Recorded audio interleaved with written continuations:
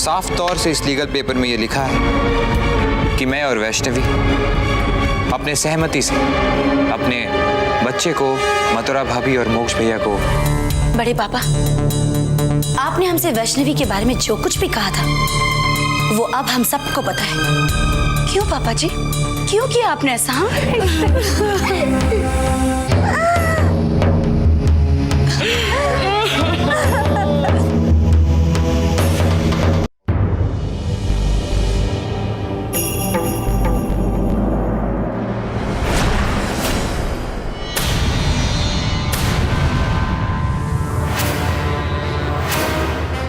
आपको घिन नहीं आती?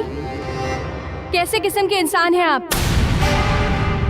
आपने मुझे मारने के लिए अपनी बीवी को ढाल बनाया। यहाँ लड़ाई आपकी और मेरी है, तो मुझ पर वार कीजिए, मुझ पर। खड़ी हूँ मैं आपके सामने। उठाइए शस्त्र और कीजिए मुझ पर वार। मैं हमेशा ये सोचती थी कि मैं आपको मारकर न जाने कितने रिश्तों को मारने जा रही हूँ, लेकिन मैं गलत थी। पर अब मेरे हाथ बिल्कुल भी नहीं कांपेंगे आपको मारने से।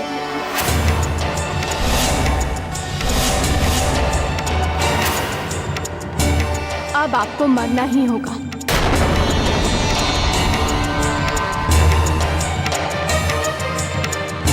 क्योंकि आप इन रिश्तों के लायक ही नहीं।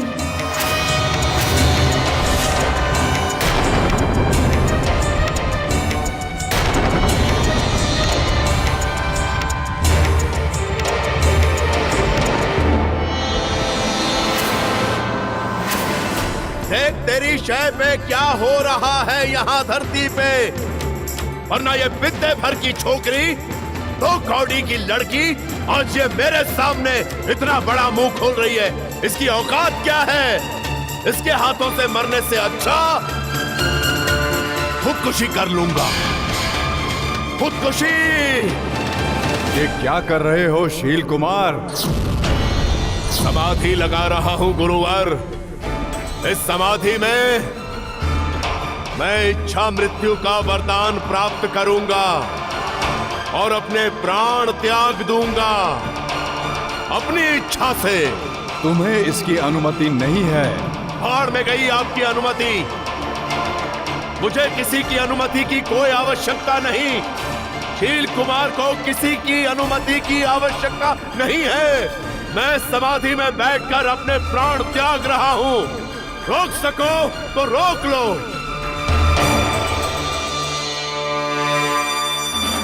चिंतनि शस्त्राणि नैनं दहति पावकः यज्ञेन यज्ञापो नासो सैति मार्गः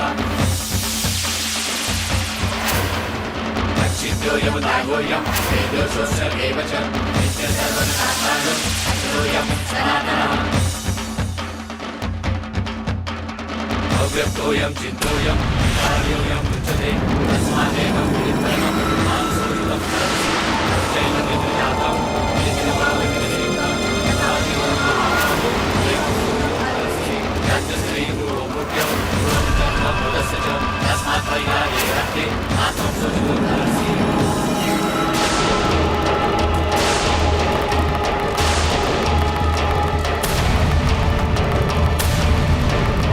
बचाओ बचाओ।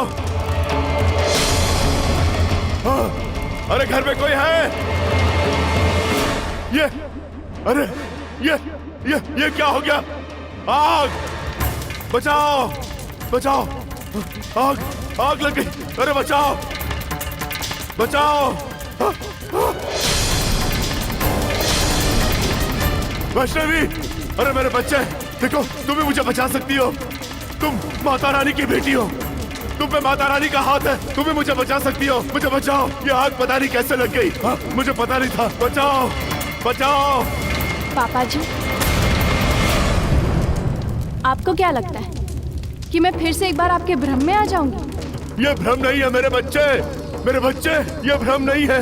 ये मैंने तपस्या करने के लिए ये मोमबत्तियां जलाई। मुझे क्या पता था ये मोमबत्तियां मेरी ही चिता की आग बन जाएंगी। मुझे बचाओ। अब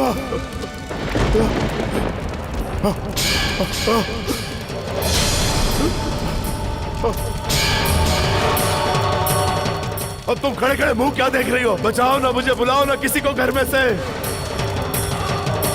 पापा जी, पता नहीं क्यों लेकिन मुझे आपके ऊपर तरस ही नहीं आ रहा। अरे मेरे बच्चे, वंश, वंश, अरे वंश, वंश, अरे घर में कोई है?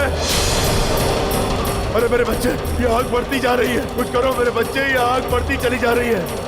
मेरे साथ साथ पूरा घर जल सकता है, लोग मर सकते हैं, जल्दी करो। पापा जी,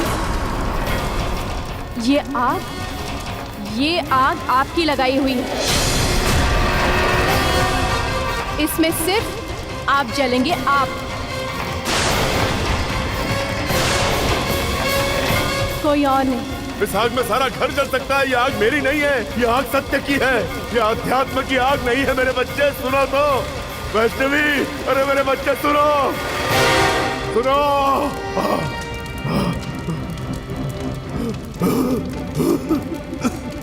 वैष्णवी, मुझे माफ कर दो। बस बहुत देर हो चुकी है, अब तेरी माफी के कोई मायने नहीं है।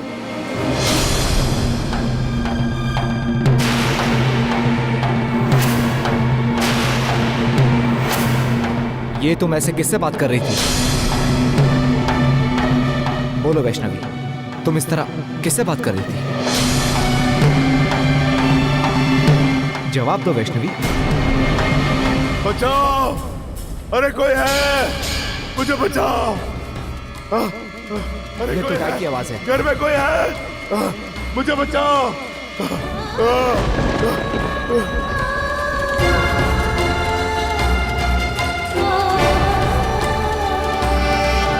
बचाओ, अरे घर में कोई है? डैड, वंश, वंश, मुझे बचाओ। ये आग कैसे लगी डैड? मुझे नहीं पता बेटा। अरे भैया, मैं चल जाऊंगा। कोई है? डैड, डैड, वंश, आप अंदर मत जाइए, आप रुक जाइए, आप जल जाएंगे। वंश, वंश नहीं। जल्दी आओ भैया। माँ,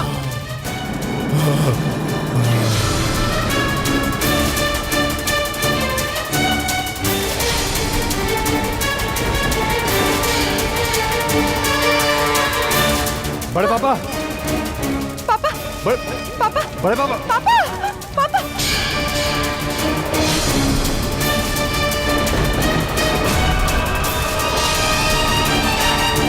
वंश, वंश, वंश।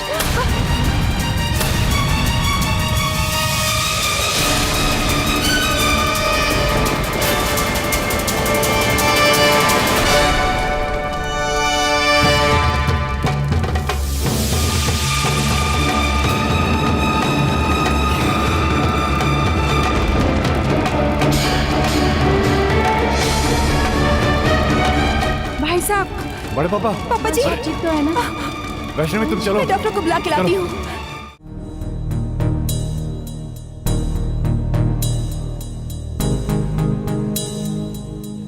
आप जल्दी से एम्बुलेंस बुला लीजिए। एम्बुलेंस? इन्हें तुरंत हॉस्पिटल ले जाना बहुत जरूरी है, वरना इनका बचना बहुत मुश्किल है।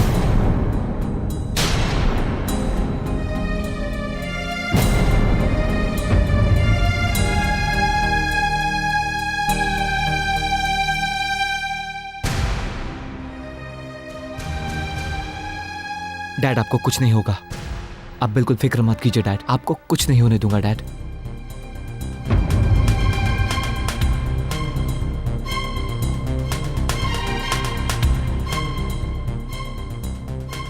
डैड, एम्बुलेंस भी आ गई है, सब ठीक हो जाएगा।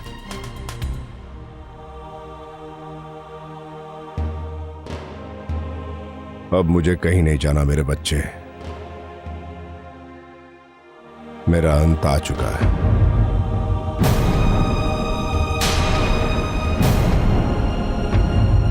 मुझे यही इसी घर में मरने दो। आप कैसी बातें कर रहे हैं डैड, आपको कुछ नहीं होगा। जो होना था वो हो चुका मेरे बच्चे। मेरे पास अब ज्यादा वक्त नहीं है। डैड आपको कुछ नहीं होगा, कुछ नहीं होगा आपको। तो जिद मत कर मेरे बच्चे। वैष्णवी को मेरे पास बुला, मैं उससे कुछ बातें करना चाहता हूं। वैष्णवी,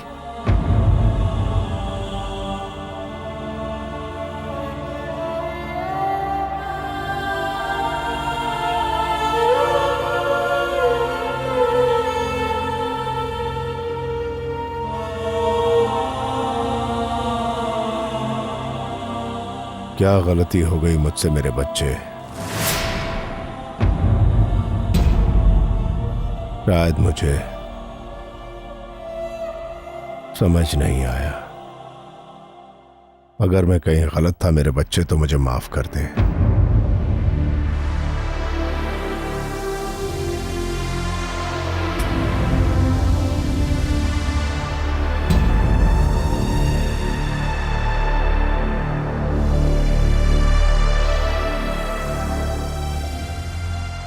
डॉक्टर साहब आप हॉस्पिटल से प्लीज सारे जरूरी सामान यही मंगा लीजिए। डैड का इलाज यहीं होगा। जी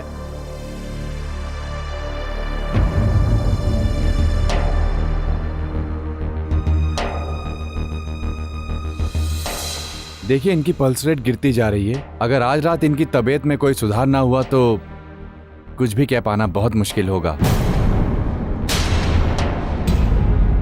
आप लोग भगवान से प्रार्थना कीजिए, आई होप सब अच्छा होगा। अगर इनकी हालत में कोई सुधार होगा तो मैं आप लोगों को बुलवा लूंगा, प्लीज।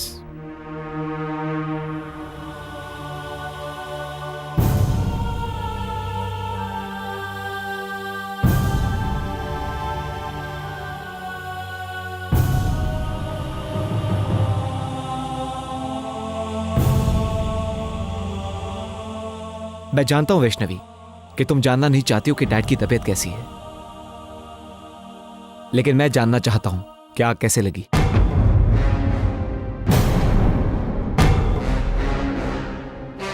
मैं तुमसे कुछ पूछ रहा हूं वैष्णवी, जवाब दो। देखो वैष्णवी, अगर डैड को कुछ हो गया ना। कुछ नहीं होगा, आपके पापा को कुछ नहीं होगा। मेरे पापा? ओह, तो तुम्हारे कुछ नहीं है वो?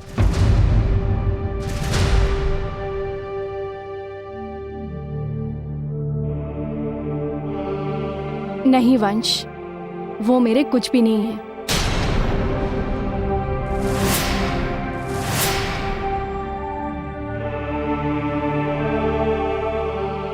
तुम्हें हुआ क्या है वैष्णवी? तुम इस तरह बात क्यों कर रही हो? मुझे कुछ नहीं हुआ है। जो भी कुछ हुआ है वो मैं आपको नहीं बता सकती। मेरे अंदर हिम्मत नहीं है, मगर फिर भी आपको जानना है तो जाकर माँ जी से पूछिए।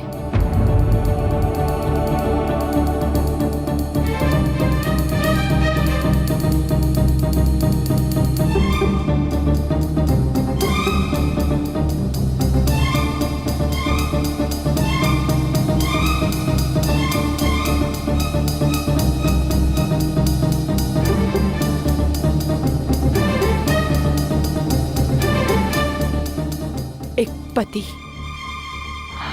अपनी पत्नी के सामने मर रहा है और वो उसकी सलामती की दुआ नहीं मांग रही। जिस दिन आपने मुझे मारने की कोशिश की ना, उसी दिन से मैंने अपने आप को विधवा मान लिया। मैं विधवा होने की सारी रस्में पूरी कर चुकी हूँ शील जी। बस आपका मर जाना बाकी है। आपको तो उस आग में जलकर मर जाना चाहिए था। चले जाइए शील जी, उसी आग में चले जाइए।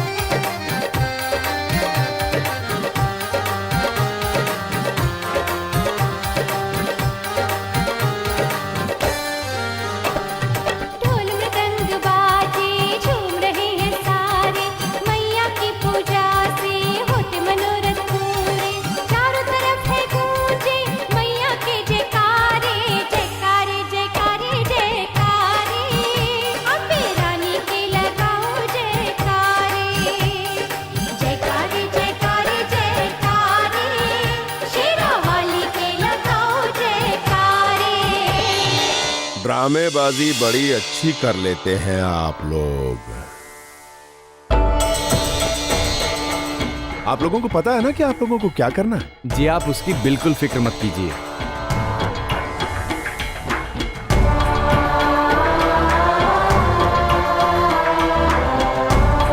Thank you. घर वालों को आपको ये बताना है कि मेरी कंडीशन स्टेबल है। Alright sir. और वो जो पाउडर,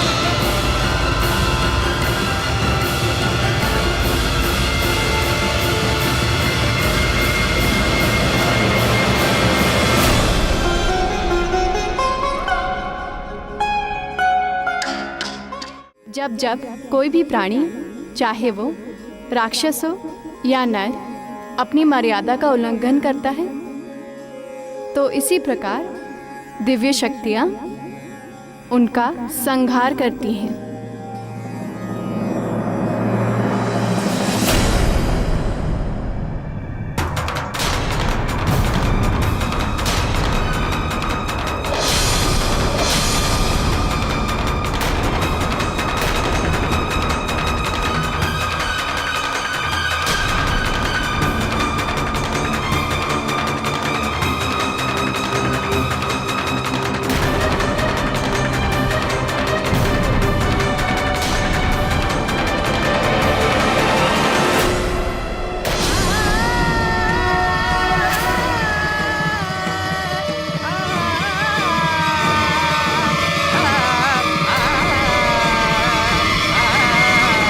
क्या पढ़ रही है? डॉक्टर बाबू जी। आप ज्यादा अपना ये इस्तेमाल करने की कोशिश ना करें, जितना कहा जाए उतना ही करें।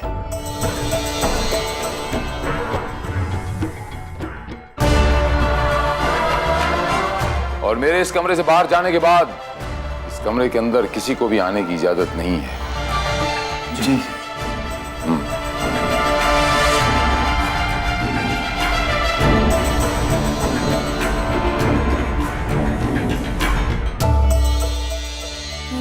गौरी,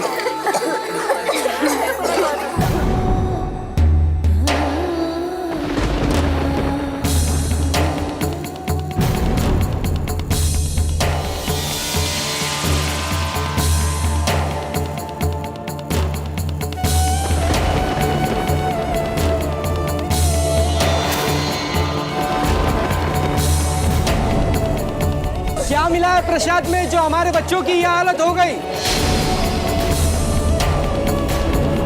देखिए, आप लोग घबराइए मत, आपके बच्चे को कुछ नहीं होगा, कुछ नहीं होगा। आप लोग बस माता पर भरोसा रखिए। उनके नाम पर तो बच्चों को हम यहाँ पे लाए थे, आखिर तुमने मिलाया क्या इस प्रसाद में?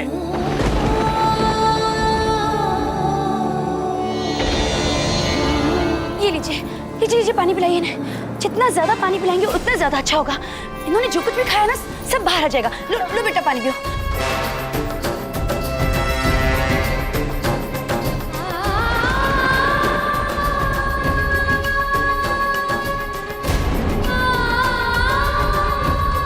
वैष्णवी रो मत, यहां सबकी मदद करने की कोशिश करो। और अगर फिर भी तुम्हारे आंसू नहीं रुक रहे तो ऊपर जाके रो, कमरे में जाके रो, तमाशा मत करो यहां पे।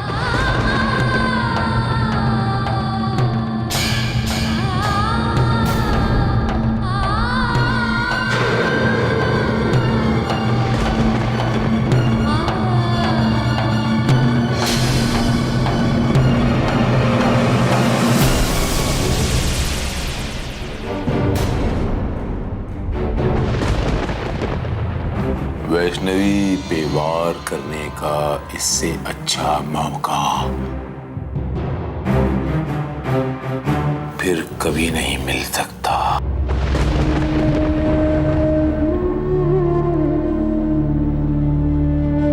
तेरी आंखों में आंसू का एक भी अंश तेरे लिए घातक सिद्ध हो सकता है।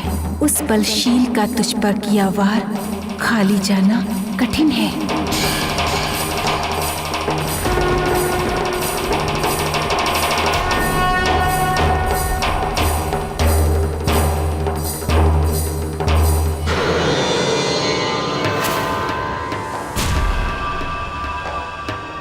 इसका मतलब ये पापा जी की चाल है।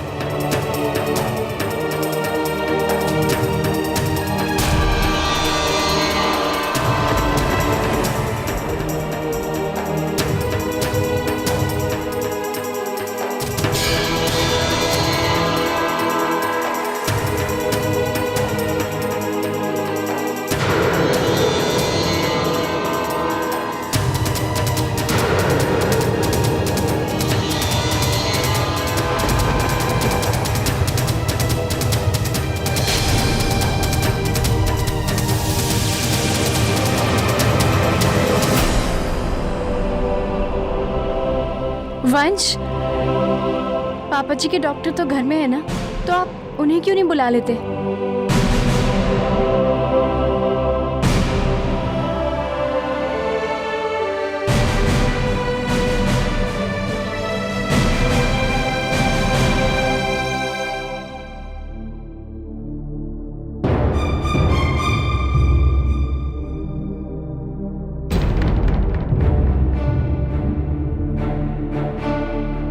अरे ये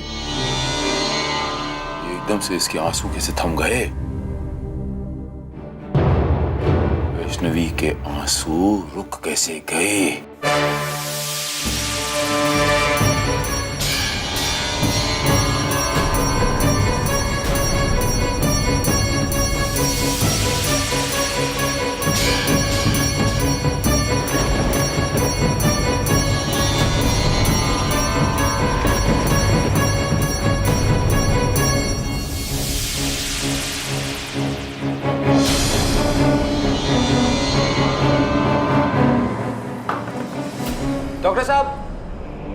डॉक्टर साहब प्लीज जल्दी चलो, दरवाजा खोलिए डॉक्टर साहब।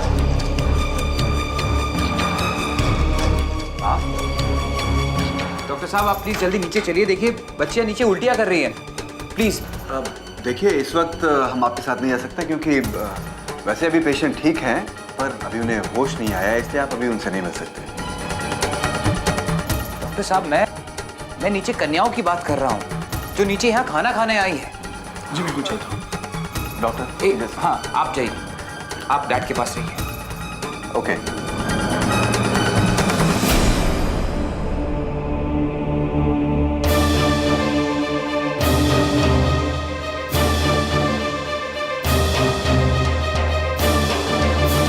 डॉक्टर साहब जल्दी देखिए, पता नहीं इन्हें क्या हो गया है।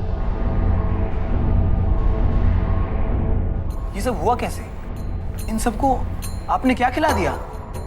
मैंने इन्हें सिर्फ माता रानी का प्रसाद दिया है और जरूर उसमें किसी ने कुछ मिलाया है।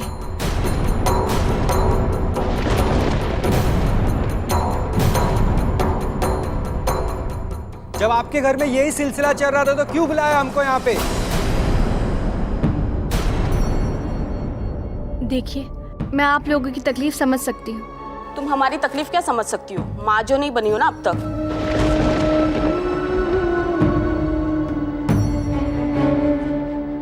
डॉक्टर देखिए, आप इनका इलाज शुरू कीजिए। आपको जो भी दवाइयाँ चाहिए आप मुझे लिख कर दे दीजिए, मैं अभी मंगवा लूंगी।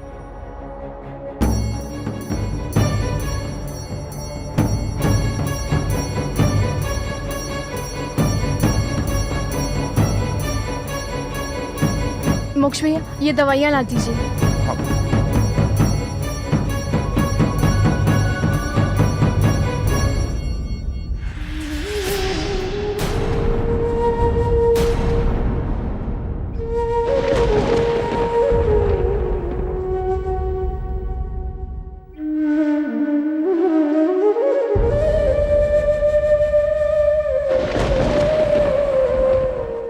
डॉक्टर साहब मुझे एक बात समझ में नहीं आ रही है कि आप मुझे डैड से मिलने क्यों नहीं दे रहे?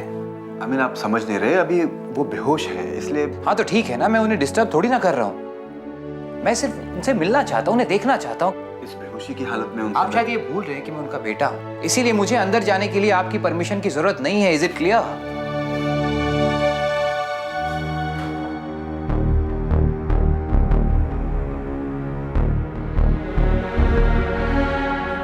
अब इनकी हालत पहले से बेटर है। सुना डैड, डॉक्टर ने क्या कहा? आप पहले से बेहतर हैं। Thank you doctor, thank you very much.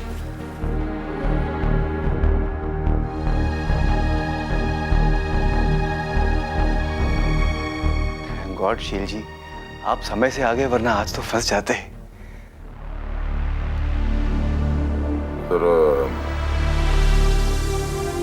इधर आइए, एक बात बोलनी है।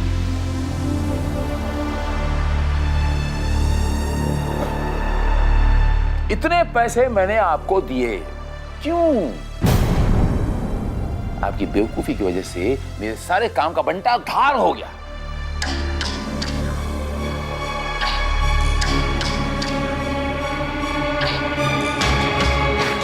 अब बच्चियों की हालत कंट्रोल में है, सब ठीक से अपने अपने घर चली गई। लेकिन आपकी छोटी बहू वैष्णवी से सब बच्चों के माता पिता बहुत नाराज थे।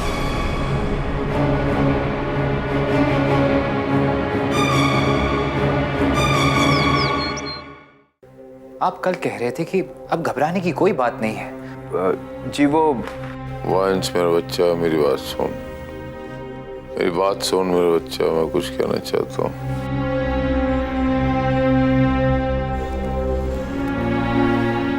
डैड आपको कुछ नहीं होगा, आपको कुछ नहीं होगा।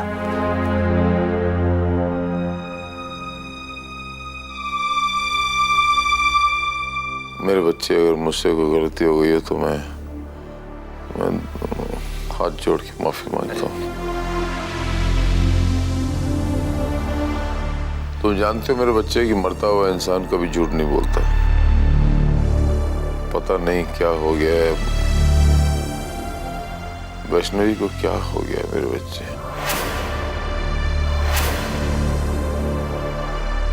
उसी ने इस घर में आग लगाई, मुझे ऐसा लगा जैसे वो पूरे घर को खा जाना चाहती है। मेरा तो वक्त आ गया है मेरे बच्चे, मेरे इस मंदिर नुमा घर को, इस माता रानी के इस घर को बचा लेना मेरे बच्चे। हे माँ, ये तेरी बेटी को क्या हो गया, तेरी बेटी वैष्णवी को?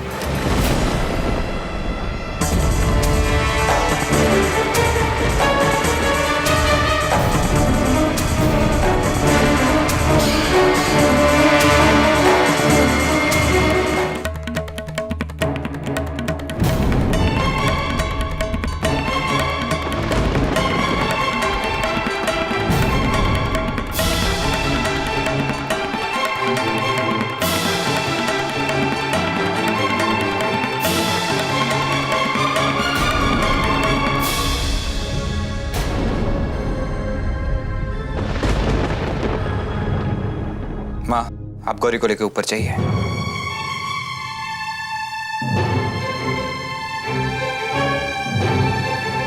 क्या कहा शील जी ने तुम्हें? माँ, मैंने कहा ना, आप गौरी को लेकर ऊपर चाहिए।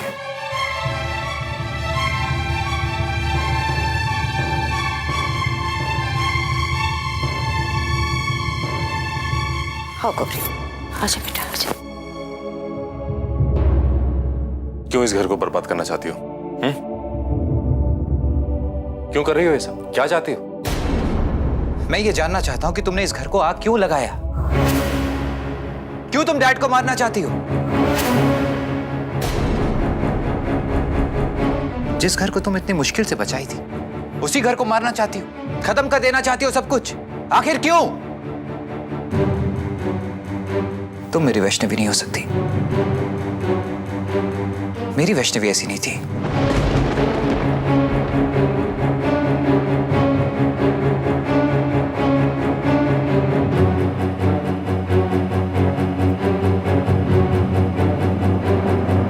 वंश, शैतान की सबसे बड़ी चाल ये होती है कि वो अंत तक वो सामने नहीं आता।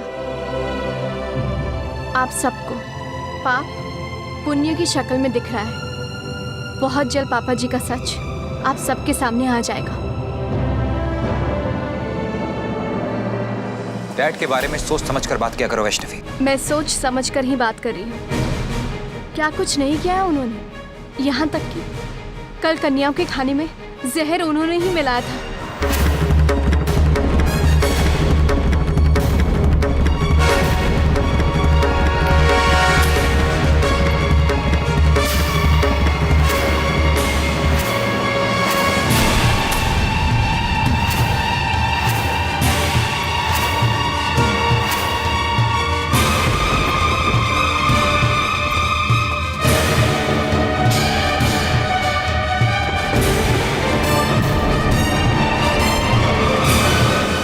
डैड कल बेहोश थे,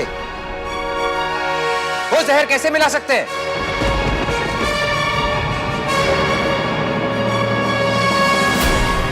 वैष्णवी, अगर तुम्हारे लिए डैड के कोई मायने नहीं है ना, तो मेरे लिए भी तुम्हारे कोई मायने नहीं है।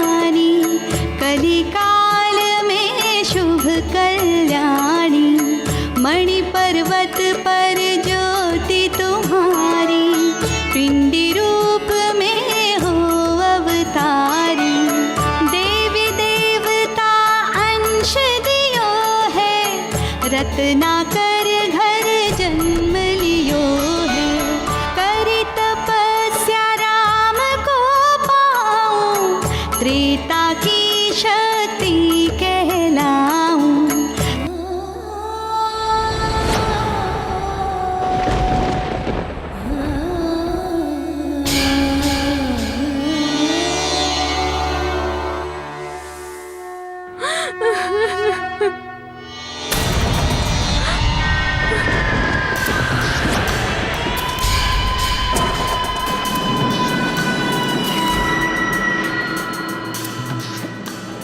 वैष्णवी,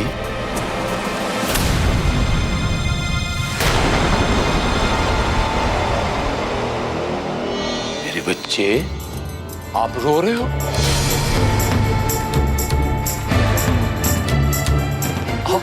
आप रो रहे हो? मेरे बच्चे इधर आओ, इधर आओ मेरे बच्चे। रोना नहीं मेरे बच्चे। एक मिनट मेरी बात सुनो, रोना नहीं। वो देखो मेरे बच्चे, वो देखो, उधर देखो, वो देखो, दिख रहा है?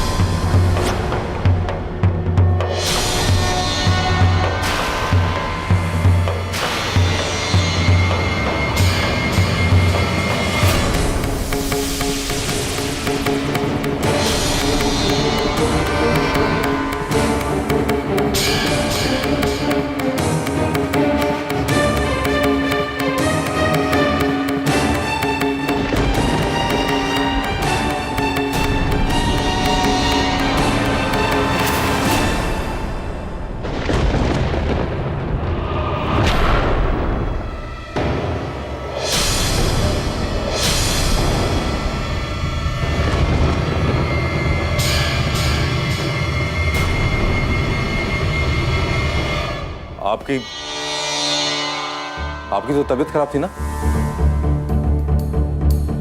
मतलब डॉक्टर ने झूठ बोला था। आपके कमरे में आग लगना, आपका जलना, सब नाटक था। वो तो सही हुआ कि वैष्णवी ने सही वक्त पर मुझे सब कुछ बता दिया। अरे बड़े पापा, आप अपने घर को बर्बाद कैसे कर सकते हैं? आप अपने ही खानदान के वारिस को मारना चाहते हैं? अरे किसकी बातों में विश्वास कर रहे हो? किसकी बातों में विश्वास कर रहे हो? इनकी? अरे बात तो आपकी भी सुनी थी। क्या नतीजा निकला? आज सबके सामने यह साबित हो गया है कि आप कितने नीच, गिरे हुए और घिनौने इंसान हैं। माया है, माया माया। अब बस बड़े पापा, बहुत हो गया, बस।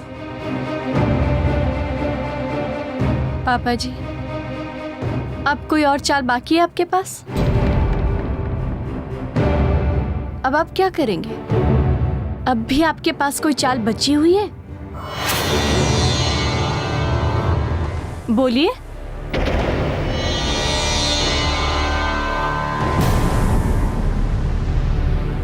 माँ, माँ, मैं आ रहा हूं माँ।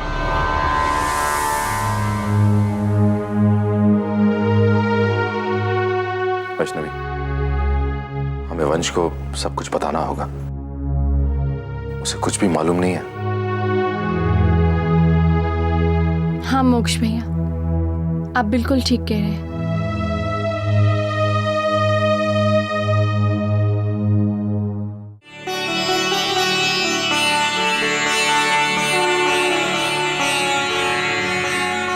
वैष्णवी, माँ,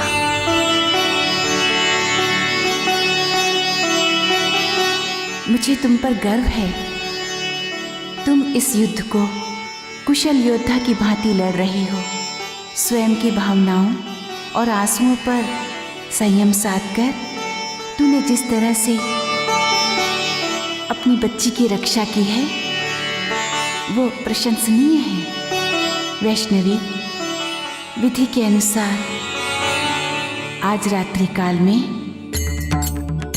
शील का मार्केश योग है और आज रात आरती के बाद उसकी मृत्यु, उसका मार्केश काल शुरू हो जाएगा।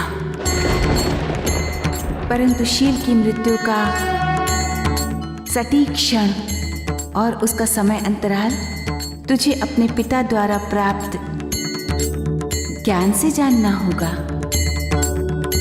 आज अपने कर्म को पूरा कर, अपने जन्म को परिभाषित कर मेरी बच्ची।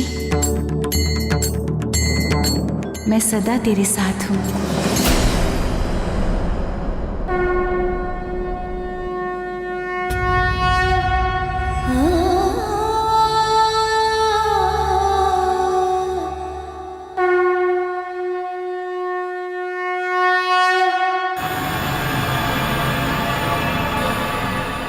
मतलब शील कुमार के ग्रहों की दिशा के अनुसार उसका मरकेश काल 10:24 से लेकर 10:29 तक है। मेरे पास सिर्फ 4 मिनट होंगे शील कुमार को मारने के लिए। मैं अपने जन्म को परिभाषित करके रहूंगी, बिना आंखों में आंसू लाए, बिना भावनाओं में भय। मैं वादा करती हूँ माँ, मैं वादा करती हूँ।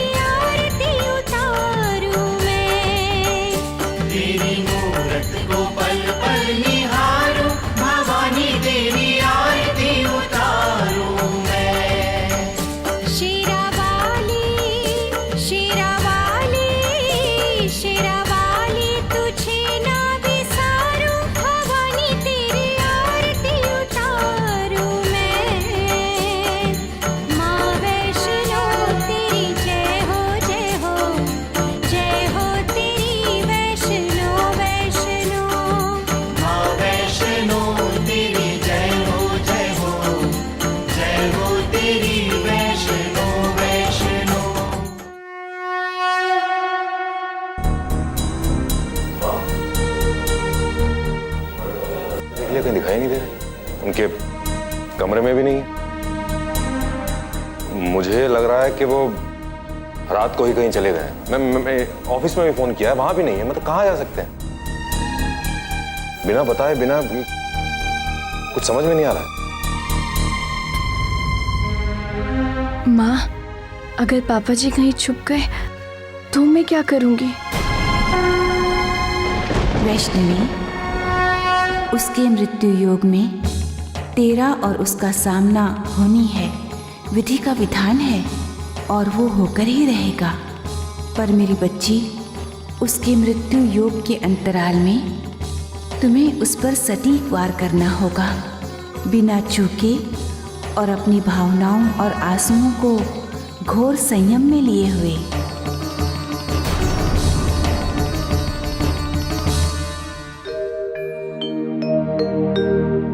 आज दशहरे के दिन मैं आप सबको दैत्यराज भैरवनाथ की वध कथा सुनाने जा रही हूँ। कहीं 100 साल पहले की बात है। वर्तमान जम्मू प्रदेश में हंसाली नामक एक गांव में श्रीधर नामक पंडित रहते थे। वो माता के परम भक्त थे।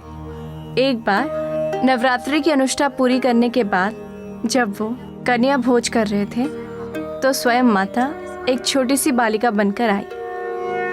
बाल माता ने पंडित श्रीधर को हंसाली ग्राम के चारों ओर के 10 कोस के परिधि में आने वाली ग्रामों की जनता को भंडारे में भोजन कराने का आदेश दिया। पंडित श्रीधर तो गरीब ब्राह्मण थे। वो अपना गुजर बसर ही बड़ी कठिनाई से करते थे। माता रानी का आदेश समझकर सब गांव में निमंत्रण दे दिया।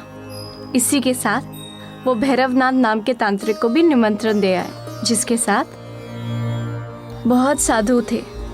पंडित श्रीधर निमंत्रण तो दे आए, मगर घर की अवस्था देखकर दोनों पति पत्नी आपस में वार्तालाप करने लगे। इतने सारे लोगों को न्योता दिया है, कुछ घर की स्थिति का पता है आपको? पीछे से कुछ ना कुछ तो व्यवस्था की होगी तुमने। कुछ तो भोजन सामग्री एकत्रित की होगी। क्या आप घर की स्थिति के बारे में नहीं जानते? मुझे आता देखकर अड़ोस पड़ोस के लोग दरवाजे बंद कर देते हैं कि कहीं कुछ मांग न ले। अरे तो गांव की दुकान से जाकर कुछ सामान उधार ले आती। जो हर दिन लाते हैं, हर दिन खाते हैं, उन्हें कौन उधार देगा? जिस किसी के पास भी गई, सबने मुंह फेर लिया। कईयों ने तो मुझे पीछे से ताने भी कसे कि घर में नहीं है खाने को और चले हैं भंडारा करने। आपने एक छोटी सी लड़की के कहने पर क्या संकट मोल ले लिया। अब समझ में नहीं आता कि कल क्या होगा। छोटी सी बालिका नहीं, भाग्यवान देवी कहो, देवी कहो, समझी? तुम धैर्य के साथ पक्का विश्वास रखो। जिसने ये आमंत्रण दिलवाया है वही इस भंडारे को सफल भी करेगी। उनकी महिमा अपरंपार है। मुझे कुछ समझ में नहीं आ रहा है कि कल क्या होगा। देखना आप, कल क्या किरकिरी होती है।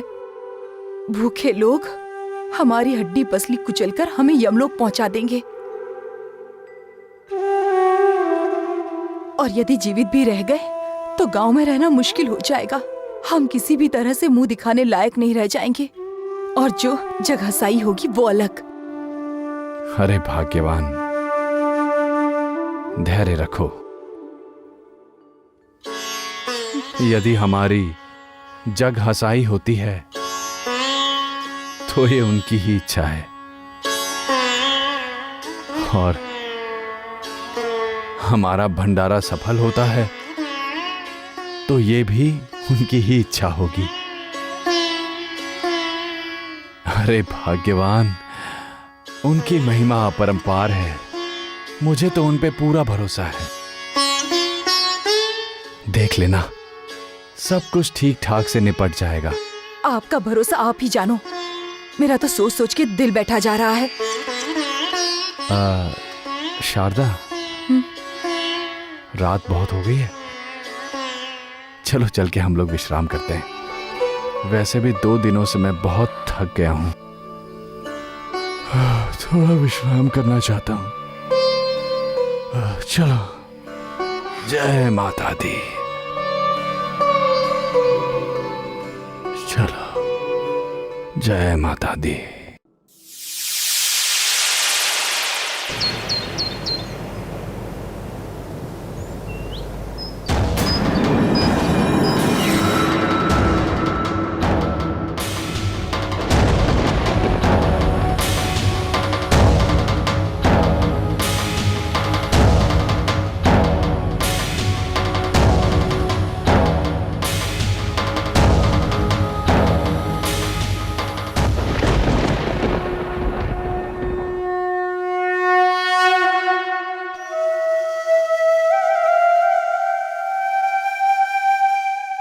अब क्या होगा? जो कुछ था वो कल कन्या भोज में ही समाप्त हो गया। आज तो हमारे खाने के लिए भी कुछ नहीं है, और इतने सारे लोगों को क्या खिलाएंगे? तुम चिंता मत करो शारदा, सब ठीक हो जाएगा। बस भरोसा रखो माता रानी पे, वो सब ठीक कर देगी। अरे पंडित श्रीधर, बाहर निकल। देख, 7 धाम से बड़े बड़े बाबा महाराज संत तेरे दर पे भोजन के लिए आए, और तू मूर्ख अंदर छुपा बैठा है। बाहर निकल, हमारी आत्मा को शांत कर। अरे ओ पंडित श्रीधर, कहाँ छुपा बैठा अंदर? इतने सारे लोगों को तूने न्योता तो दे दिया, पर अब व्यवस्था कहाँ है? वो तो मुझे कहीं नहीं दिखाई देती। क्या तूने हमारे साथ हंसी किया है? अब क्या होगा?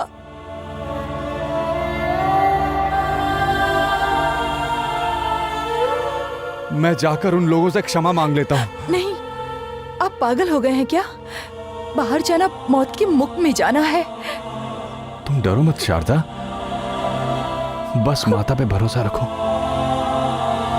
वो सब ठीक कर देगी। बम बम भोले, जय माता के। अलख निरंजन, बम बम भोले, जय माता की, जय माता की। दीर्घायु भव, दीर्घायु भव।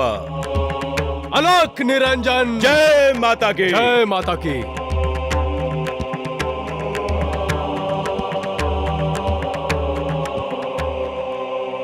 ए पंडित, बाहर निकल। देख, ये साधु मंडली सुबह से भूखी प्यासी खड़ी है। पंडित, अरे हमें ये तो बता कि भोजन के लिए हमारे बैठने का स्थान कहाँ है?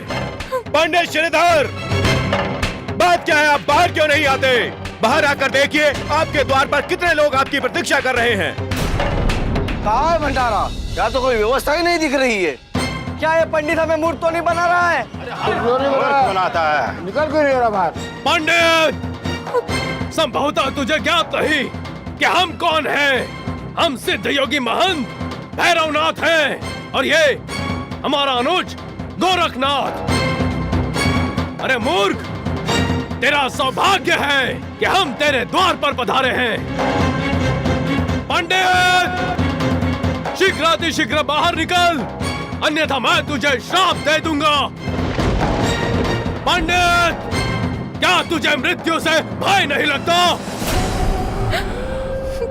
मैंने आपसे पहले ही कहा था कि उस छोटी सी बालिका के कहने में मत आओ, न्योता देने मत जाओ, मगर आपने मेरी एक नहीं सुनी। मैं अब भी कहता हूं शारदा कि वो बालिका कोई साधारण बालिका नहीं है। मैंने उसमें मां का रूप देखा है। उस बालिका में मां का तेज है। वही हमारी रक्षा करेगी। अगर पंडित नहीं बोलता तो उसके घर में आग लगा दो। अरे रुको, इस सबसे कुछ नहीं होगा। मेरी राय यह है कि इन दोनों को पकड़कर चौपाल पर नंगा कर दो और सब मिलकर 100 जूते लगा उसको। देखो शारदा, अब इस तरह हमारा घर में बैठे रहना ठीक नहीं है। उल्टा परिस्थिति और बिगड़ सकती है। अब हमें बाहर निकलना ही होगा। अब ये जनता जनार्दन पे है कि वो हमें छोड़ दे या मार डाले। आप ठीक कह रहे हैं। सबके सामने झोली फैलाकर मैं क्षमा मांगूंगी। कदाचित अबला नारी जानकर लोग हमें क्षमा कर दें। ठीक कहती हो। हाँ। बस माता का नाम लेके चलते हैं।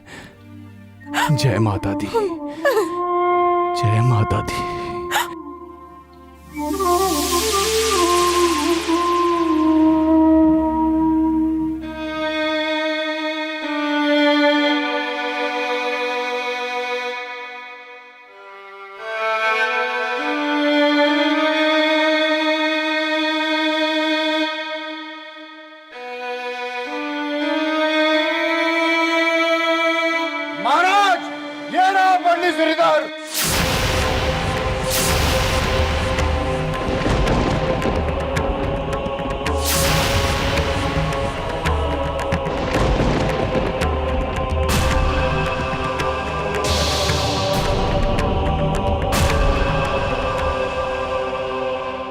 पंडित, ये कैसा उपहास है?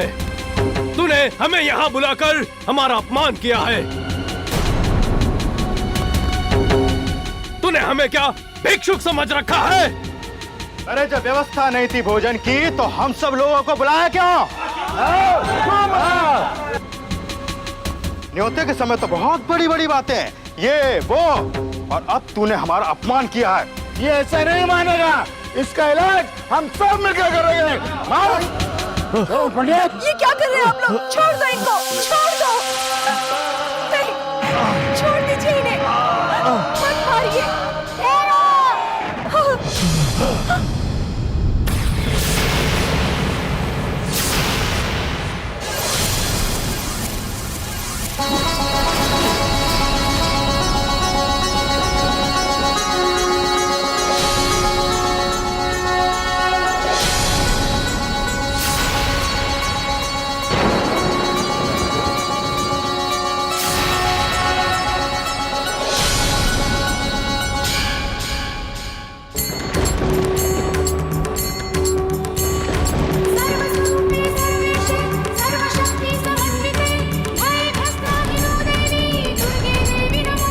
ये शोर क्या मचा रखा है?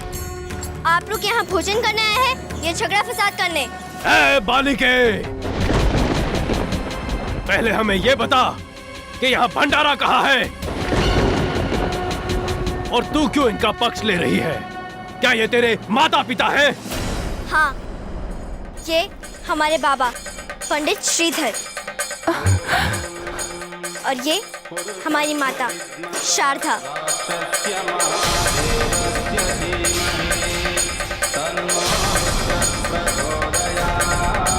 आप लोग शांति से बैठ जाइए, भोजन की व्यवस्था हो चुकी है।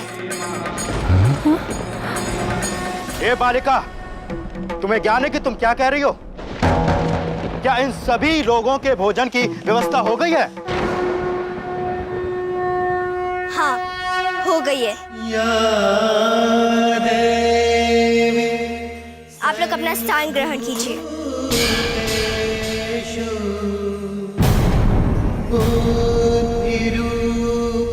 आओ बाबा, आओ माँ। नमस्तस्यै नमस्तस्यै नमस्तस्यै नमो। बाबा, ये रही भोजन सामग्री।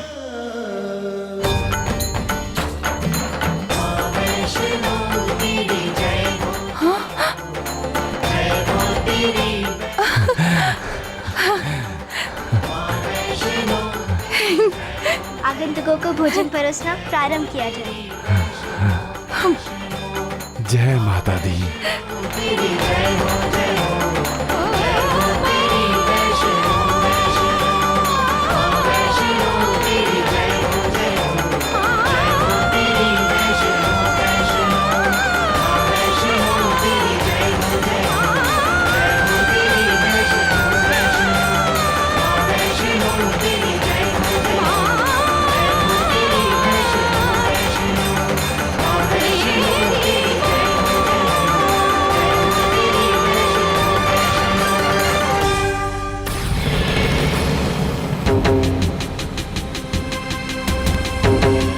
भ्राता, ये तो चमत्कार हो गया। इतने सारे लोगों का भोजन, वो भी एक साथ। पंडित श्रीधर ने कितने कम समय में भोजन की व्यवस्था कर दी, नहीं? नहीं गोरख, नहीं। ये तेरी आंखों का भ्रम है। अवश्य ही इसके पीछे कोई मायावी शक्ति है या किसी की तंत्र मंत्र साधना। लगता तो मुझे भी कुछ ऐसा ही है भ्राता। पर छोड़ो ना भ्राता, आप भोजन करो। अति उत्तम। इतना स्वादिष्ट भोजन वर्षों के बाद ग्रहण किया है। आप लोग भी खाइए और प्रसाद का आनंद लीजिए। तो श्रीधर की श्रद्धा भक्ति का प्रभाव है, इसी कारण स्वादिष्ट भोजन मिलता है। लगता है श्रीधर को कोई सिद्धि मिल गई है। जहाँ थोड़ी देर पहले कुछ भी नहीं था, वहाँ तरह तरह के लोग भोजन खा रहे हैं। भाई, इस इलाके में इतना बड़ा भंडारा पहली बार हुआ है।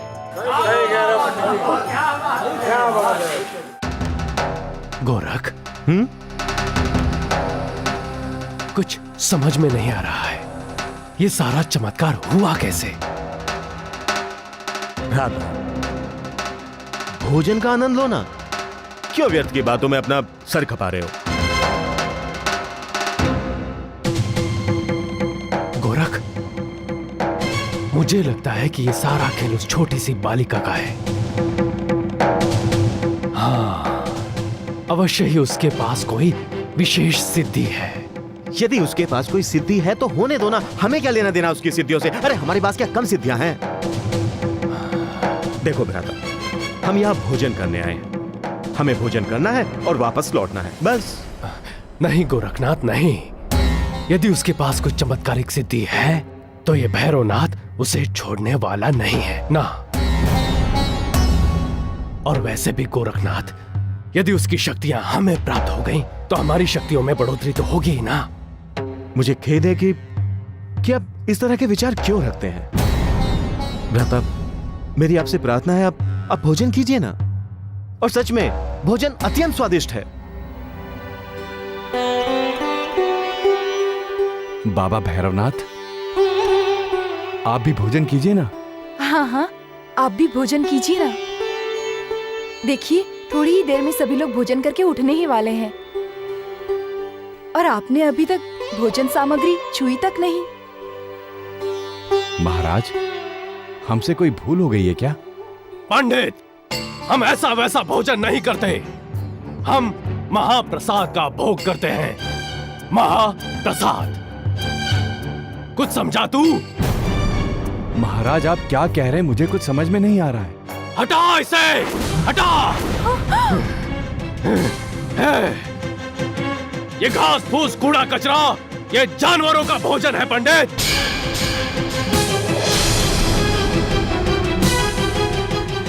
हमें तो बकरे का स्वादिष्ट मांस और एक अच्छी सी मदिरा चाहिए।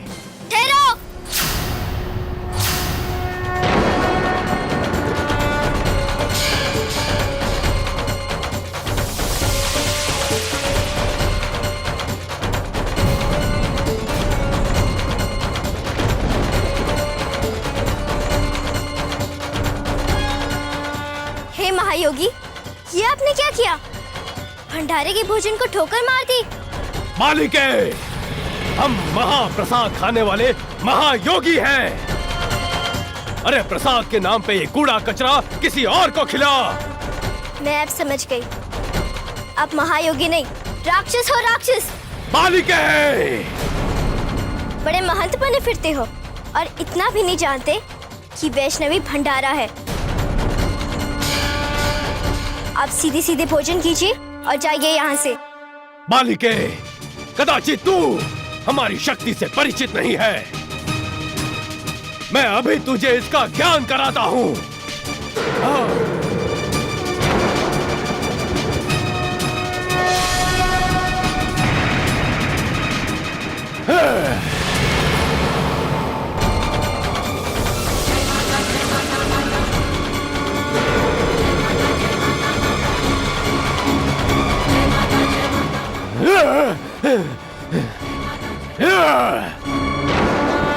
इसे यहाँ नहीं, दूर ले जाकर शिक्षा दूंगी। या तो सुधर जाएगा, नहीं तो इसका उद्धार करना होगा।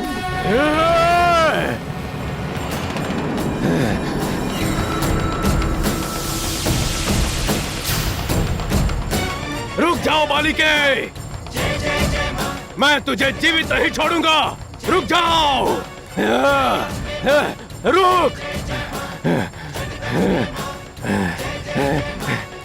दुष्ट मालिके, रुक, रुक जा।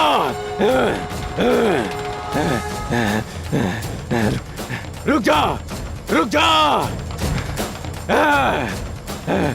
रुक, रुक जा। रुक जा मालिके।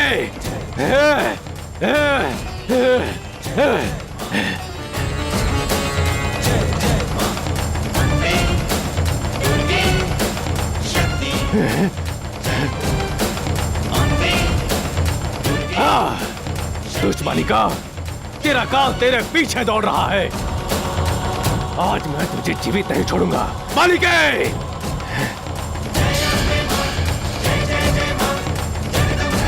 वो रही। कहाँ चली गई? अरे अभी तो यही थी। ये कैसा भ्रम है?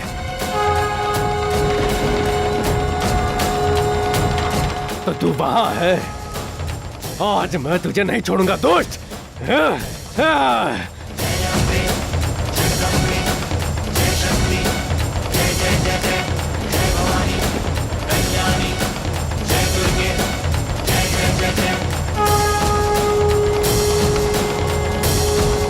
भैरवनाथ, मैं यहाँ हूँ। आओ।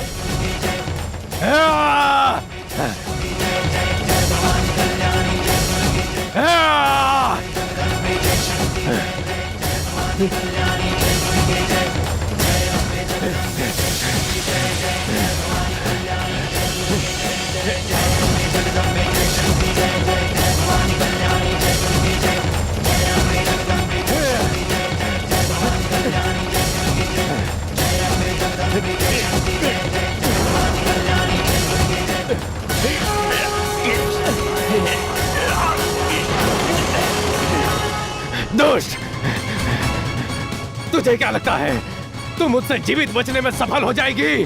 नहीं, कदापि नहीं। मैं शीघ्र यहाँ से बाहर निकल जाऊंगा और तब तुझे यमलोक पहुंचाकर ही दम लूंगा।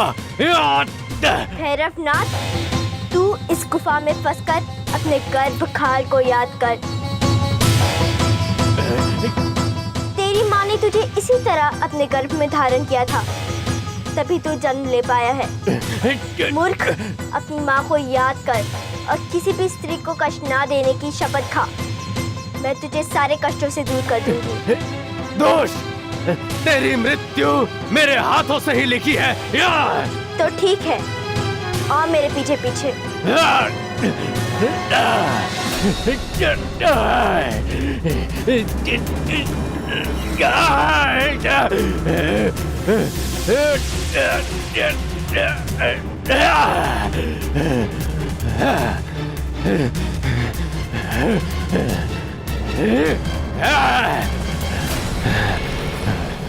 किधर है तू बालिके? कहाँ है तू? अरे कहाँ है तू बालिके? सुन रही है मेरी वाणी?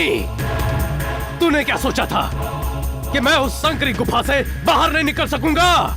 देख देख, मैं उस गुफा से बाहर आ गया हूं, और अब मैं तुझे मौत की गुफा में भेजने वाला हूं। मूर, मौत का समय तो तेरा निकट आ गया है। भूखी प्यासे लंबी भाग दौड़ संकरी गुफा से माँ के पेट वाले गर्भवास जैसा अनुभव, तरह तरह से दी गई शिक्षा भी तेरी बुद्धि शुद्धि नहीं कर पाई। तेरा दम और अहंकार लगातार बढ़ता ही गया। अब तेरी मृत्यु तुझे तेरे दुष्कर्मों से तारी है। दुष्ट बालिका, ये तो समय ही बताएगा कि मृत्यु किसके निकट है। मैं अच्छों को मृत्यु का रास्ता दिखा चुका हूं, और तेरी मृत्यु भी अब शीघ्र ही होने वाली है। दुष्ट, सामने आ।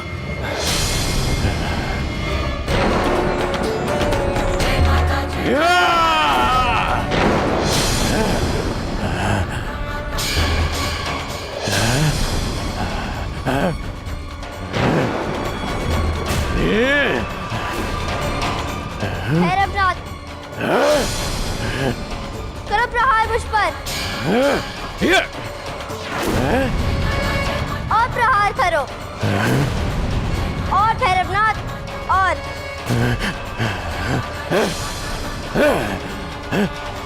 कहाँ है तू?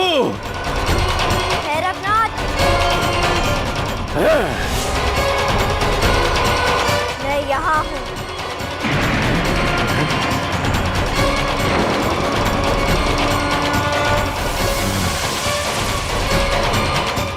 जानना चाहता है मैं कौन हूँ?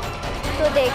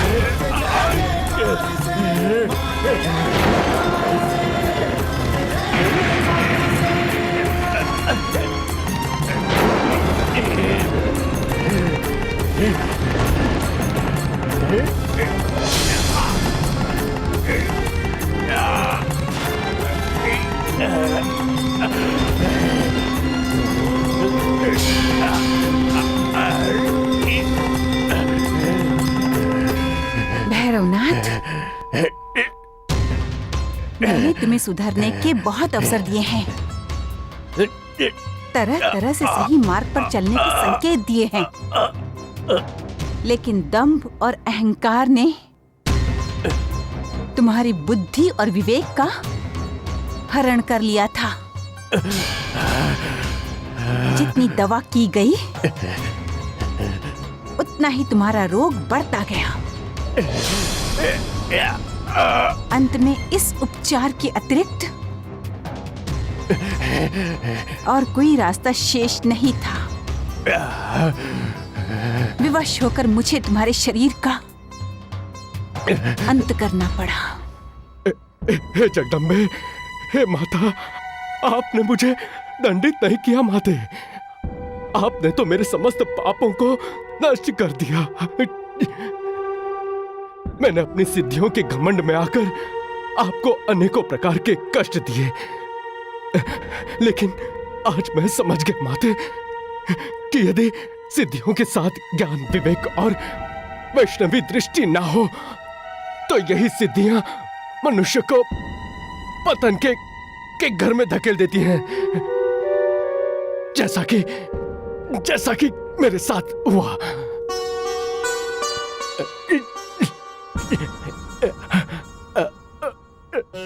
मुझे क्षमा कर देना माते, क्षमा कर देना।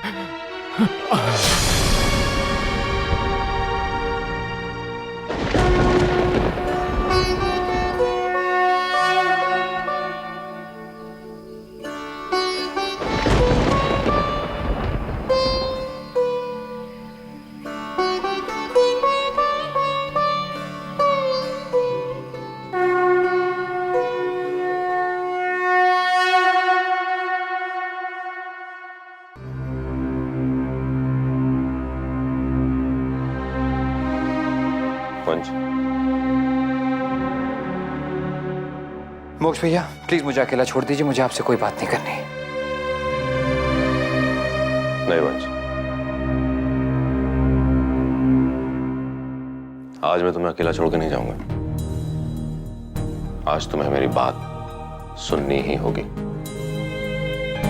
तुम गलत समझ रहे हो वंश, गलती वैष्णवी की नहीं है, सारा कसूर बड़े पापा का है।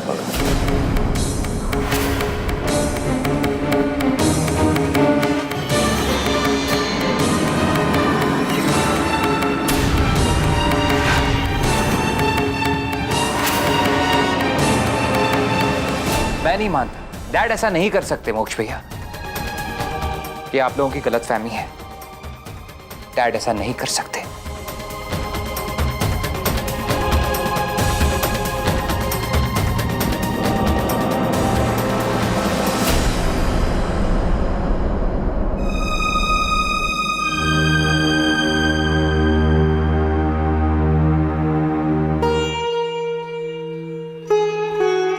अपने पापा को ढूंढ रहे हो? डर के भाग गए होंगे, क्योंकि इस घर में तो उनके लिए मुंह छुपाने के लिए अभी कोई जगह बाकी ही नहीं रहा। पापा के बारे में आप ऐसा कैसे सोच सकते हो माँ? वो मेरे लिए कुछ भी नहीं है बेटा।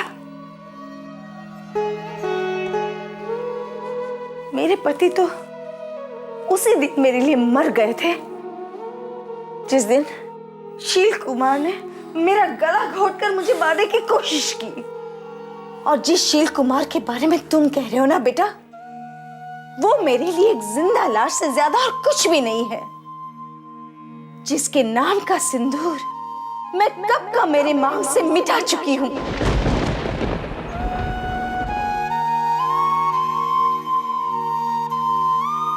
माँ, आप ये सब क्या कह रही है माँ? मैं सच कह रही हूं बेटा। अरे नहीं माँ, मैं नहीं मानता। मुझे ऐसा लगता है कि बहुत बड़ी गलतफहमी हुई है। कोई इस घर में ऐसा है माँ जो बहुत बड़ी साजिश कर रहा है। डैड तो ऐसा नहीं कर सकते माँ, वो ऐसा नहीं कर सकते।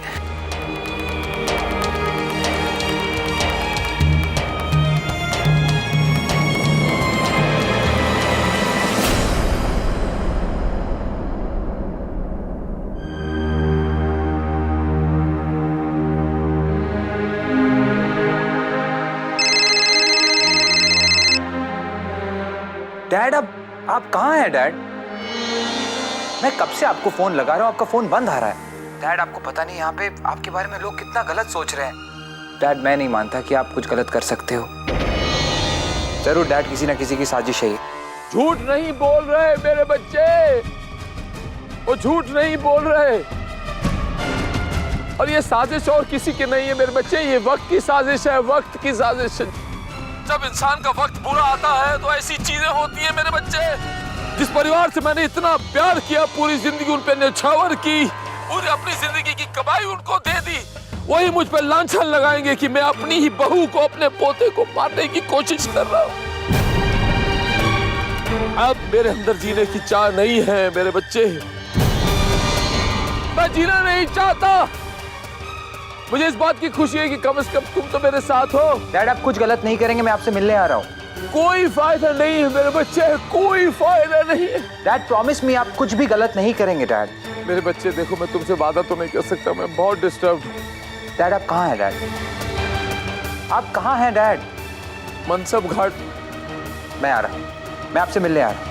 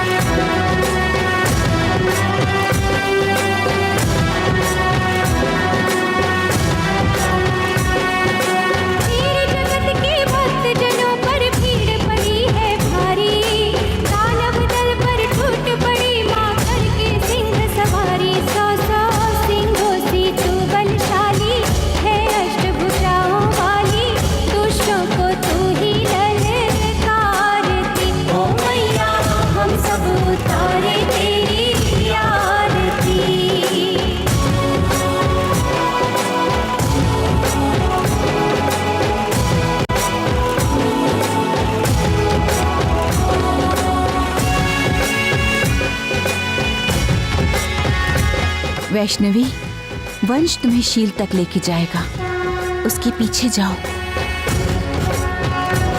भाभी नीचे। बाबूजी मैं भी आती हूँ।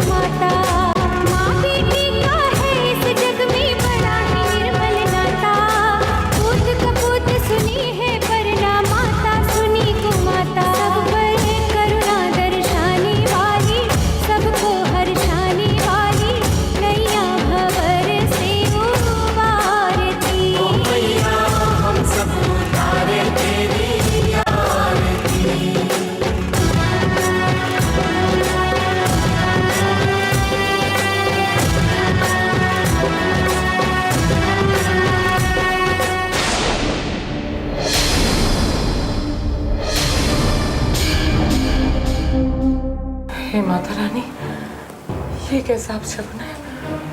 माता रानी रक्षा करना, माता रानी रक्षा करना। मुझे समझ में नहीं आ रहा है। दामाद जी चले गए, पीछे पीछे वैष्णवी भी गई। सब कुछ ठीक तो है ना? है? वंश को फोन लगाकर पता लगाती हूँ वो लोग कहाँ गए। हाँ हाँ देखो सर।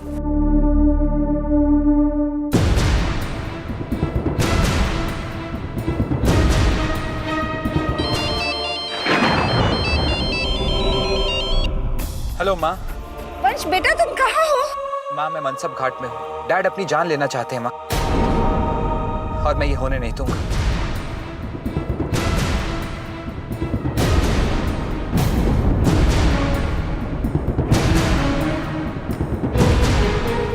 वंश मनसब घाट में है।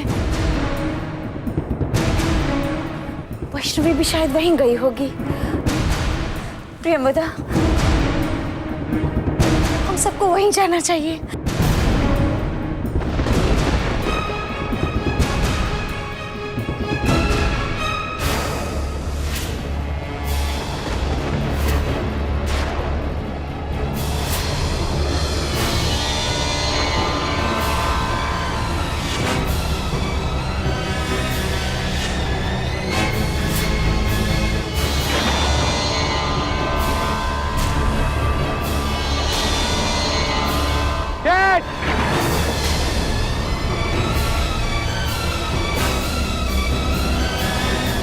ठीक हो जाएगा डैड, आप प्लीज वापस आ जाइए।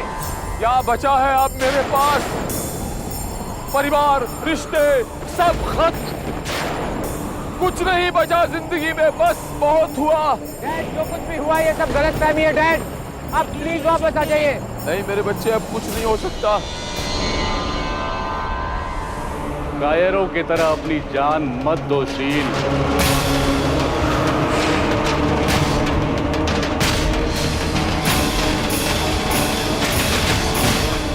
आत्महत्या वीरों के माथे एक कलंक होता है। अपना हौसला दिखाओ और वैष्णवी का सामना करो। बस कीजिए ना गुरुदेव, बस कीजिए ना, बहुत हुआ। डैड मैं आपसे वादा करता हूँ सब कुछ ठीक हो जाएगा डैड। प्लीज वापस आ जाइए डैड। डैड प्लीज वापस आ जाइए। किसी और को आपकी जरूरत हो ना हो, मुझे आपकी जरूरत है। आपके बेटे को आपकी जरूरत है डैड।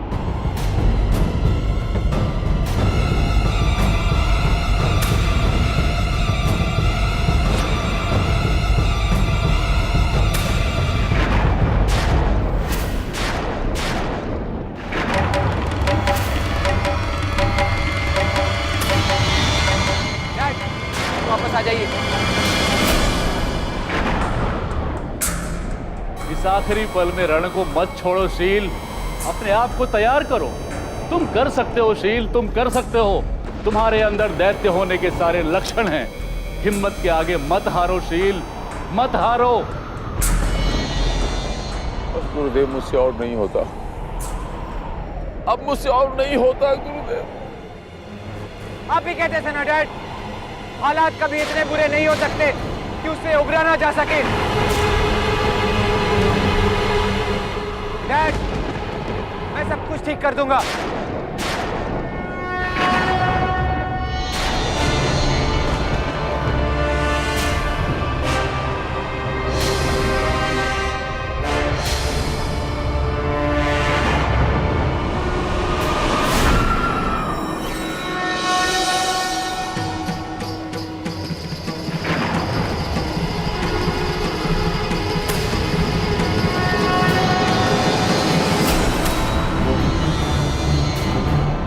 मेरे बच्चे, जरूर पिछले जन्म में मैंने कोई बहुत ही अच्छे कर्म किए होंगे जो मुझे तुझ जैसा सुपुत्र प्राप्त हुआ।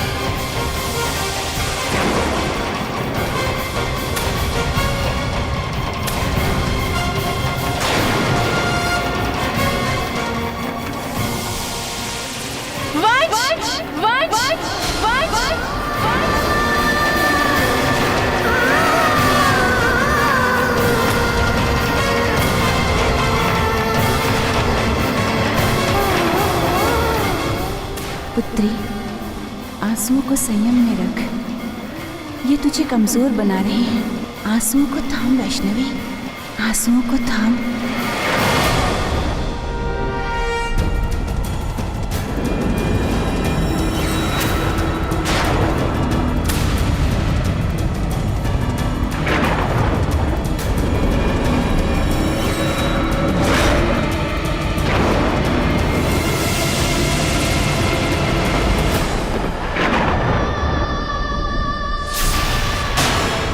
आपके आंसू देखने को मैं तरस गया था। इतने दिन हो गए, मैं चाहता था आप रोए रोए रोए। लाख जतन किए मैंने, लाख जतन, लेकिन रोई नहीं आप, रोई नहीं।